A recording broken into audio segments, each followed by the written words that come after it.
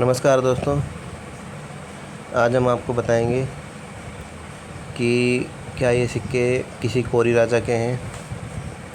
इन सिक्कों पर लिखे हुए जो कोरी शब्द है, क्या उसका संबंध कोरी जाति से है।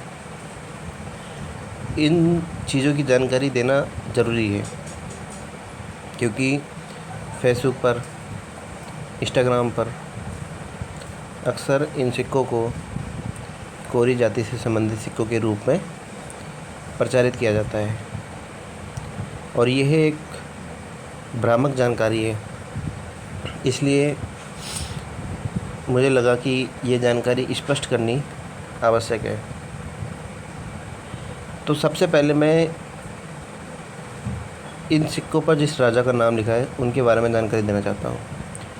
इस सिक्के पर जिस राजा का नाम लिखा है वह गुजरात के जडेजा राजपूत हैं और इनका किसी भी तरीके से कोरी जाति से संबंध नहीं है। अब आप सवाल पूछेंगे कि आखिरकार इस सिक्कों पर कोरी शब्द का यूज क्यों किया गया। तो दोस्तों, जैसे हम रुपए को पैसा भी बोलते हैं, उसी तरीके रुपए को कौड़ी भी बोला जाता था। प्राचीन समय में रुपए को कौड़ी, पैसा इत्यादि भी बोला जाता था। तो जो कौड़ी शब्द है वो गुजरात के क्षेत्र में भाषाई परिवर्तन के कारण कोरी शब्द के रूप में जाना जाता है।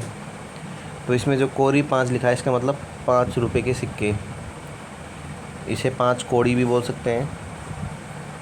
तो आप समझ गए होंगे कि इन सिक्कों का किसी भी तरीके से कोरी जाति से संबंध नहीं है। तो इन्हें किसी भी प्लेटफॉर्म, सोशल मीडिया प्लेटफॉर्म पर प्रचारित ना करें। अक्सर क्या होता है कि कुछ लोग बिना मतलब के जो शब्द होते हैं, जो जाति से संबंधित शब्द हैं, वो मिल जाने पर उनका प्रचार प्रसार करने लग जाते हैं। यही चीज़ हमने देखा है कि राम मंदिर में एक कोली गर्भगृह बन रहा है, कोली मंडप बन रहा है और कोली समाज के लोग उसे कोली जाति से संबंधित बता रहे हैं।